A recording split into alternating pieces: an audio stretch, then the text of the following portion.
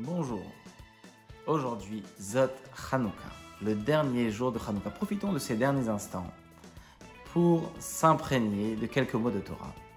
Alors en ce moment, nous sommes dans les parachiotes des rêves, le rêve de Yosef, le rêve du maître panotier, du maître échanson, et le double rêve du pharaon. Alors, arrêtons-nous quelques instants pour comprendre la signification des rêves et comment faire lorsque on a des mauvais rêves. Alors plusieurs personnes ont écrit au Rabbi par rapport à cela.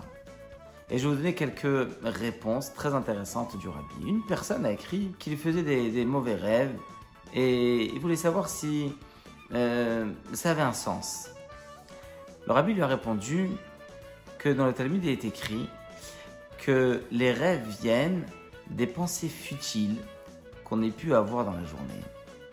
Et donc, l'idée serait de se renforcer dans la confiance en Dieu, que tout ce que vient d'Hachem, c'est pour le bien. Le Rabbi a souvent conseillé aussi de faire attention que la mezouza est kshera. On a une mezouza kashère à la maison, mais surtout à l'entrée de la chambre à coucher. Un jour, un monsieur a écrit au Rabbi que sa femme faisait souvent des mauvais rêves.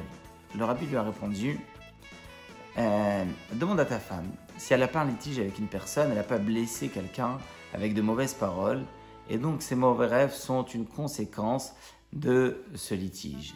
Et le Rabbi demandait de mettre la tzedaka tous les jours, de faire attention d'aller au mikvé. Alors, pour les hommes notamment, d'aller souvent se tremper au mikvé, ce qu'on appelle Tfilat Ezra. Ce sont des choses qui vont nous permettre de purifier notre personne, purifier notre esprit, et donc automatiquement chasser ce qu'on appelle les démons de la nuit, ces mauvais rêves qui viennent nous prendre à cause de ces pensées négatives qu'on ait pu avoir, et donc purifier son corps, purifier son esprit, faire attention à la cache-route des mezuzot. Le Rabbi a même dit un jour à quelqu'un de prendre carrément une mezouza et de la mettre à côté de son coussin à cause des cauchemars que cette personne faisait. Il est écrit aussi dans les livres que la Birkat Kohanim, donc lorsque le Kohen bénit le peuple à la synagogue, alors c'est lié à cela. Et donc certains ont l'habitude de faire une prière pour transformer les mauvais rêves en bien, en positif, lors de la Birkat Kohanim. Voilà, un autre conseil que le Rabbi disait aussi, c'était de faire attention de bien lire le schéma le soir avant d'aller dormir. Un jour, une personne a écrit au Rabbi qu'il est écrit dans le Talmud, que lorsqu'une personne a la crainte de Dieu, donc il pratique les mitzvot, il étudie la Torah, alors ses rêves ont un sens. Et donc, il s'est plaint de ses cauchemars. Alors, le Rabbi lui a répondu, ça c'était à l'époque où effectivement les gens ne perdaient pas un seul moment, un seul instant dans leur journée. Nous, aujourd'hui, on est pris, ce qu'on appelle par le Yetzer Hara, avec plein de pensées, des idées futiles qui peuvent nous passer à travers l'esprit, ou tout simplement avec le portable, les informations, tout ce qui vient à l'appui, le beau temps. Et donc, automatiquement, notre esprit est occupé avec des choses futiles.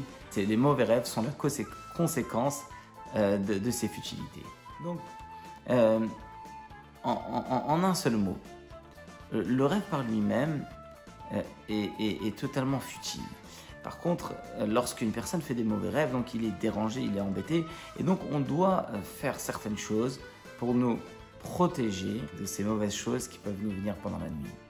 Voilà, quelques idées, quelques notions. Il y a encore plein d'autres conseils, mais on va dire que le Rabbi donnait à chacun des conseils par rapport à sa personne. Shabbat Shalom et des bons rêves à vous tous.